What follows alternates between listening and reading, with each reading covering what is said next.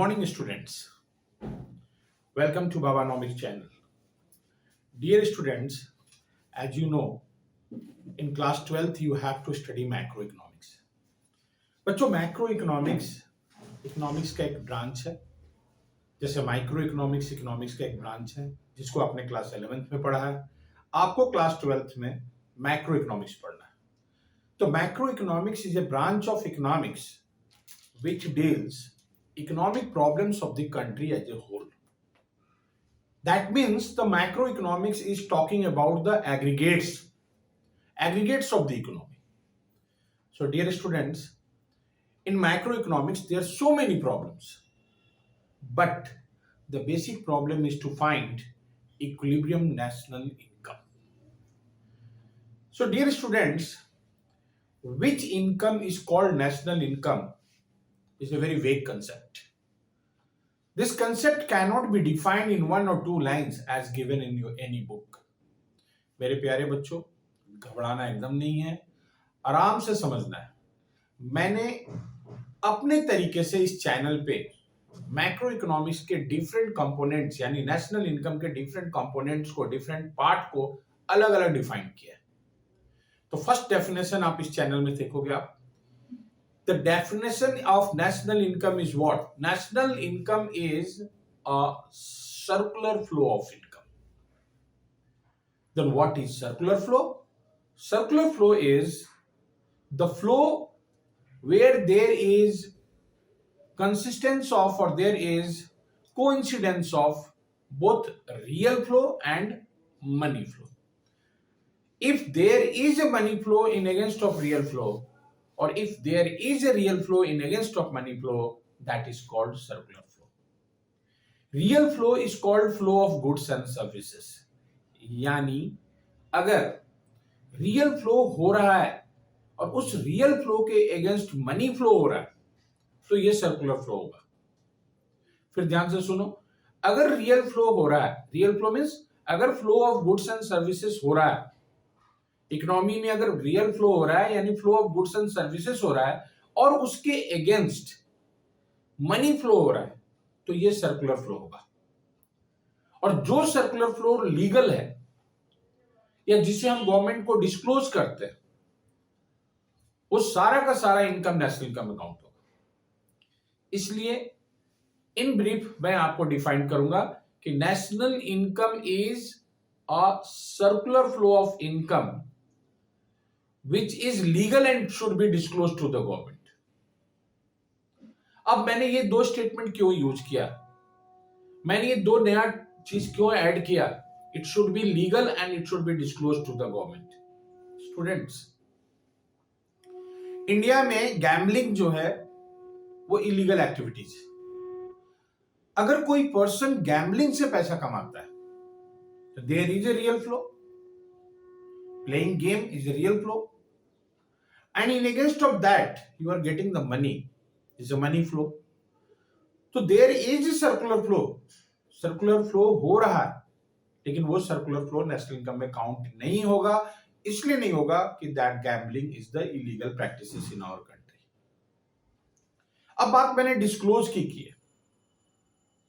Suppose I am in free time taking tuition, different institution में मैं tuition पढ़ा रहा हूं,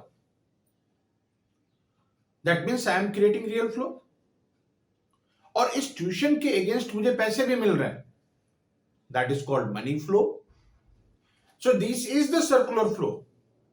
but if this earn income, of course ये सर्कुलर फ्लो है, ऑफकोर्स ये लीगल है, लेकिन डियर स्टूडेंट्स, अगर मैं अपने इस अर्न इनकम को गवर्नमेंट को डिस्प्ले शो नहीं करता हूं, अगर ये गवर्नमेंट की रिकॉर्ड्स में नहीं है तो ये इनकम ब्लैक मनी माना जाएगा। इसलिए आपको ये 3 पॉइंट ध्यान देना है कि national income is a circular flow of income that must be legal and it should be disclose to the government. अब आपका सिलेबस क्या है कि नेशनल इनकम और the concept of circular flow income in two sector economy. Very simple, मेरे पास यहां आप ध्यान से देखो पीछे टू सेक्टर इकोनॉमी का हमने एक चार्ट फ्लो बनाया है where there is household and farm.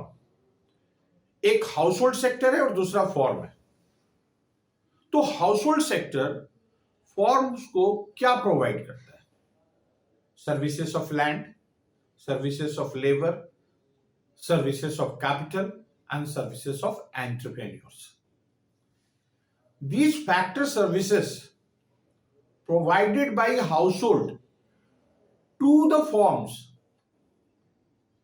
is called real flow. So that means there is a real flow from household to firms. What firms doing? Firms are paying rent in against of the use of land, interest in against of the use of capital, wages in against of the use of labor services, and profit in against of the use of entrepreneurs. So this is called money flow. तो आपने देखा होगा कि जो left hand यहां पे इस diagram में देखो, इस चार्ट फ्लो में देखो, तो household to firm real flow हो रहा है और firm to household money flow हो रहा है. That means it is a circular flow, और ये सर्कुलर फ्लो लीगल है, इसलिए सारा का सारा इनकम नेशनल इनकम में काउंट होगा. सिमिलरली फॉर्म्स क्या करती है? फॉर्म्स इन सर्विसेज को यूज करती है और हमारे यूज के लिए, हमारे डे टू डे नीड के लिए different types of goods and services produce करती है. Students, goods and services provided by firms to household, goods and services provided by firms to household is the example of real flow,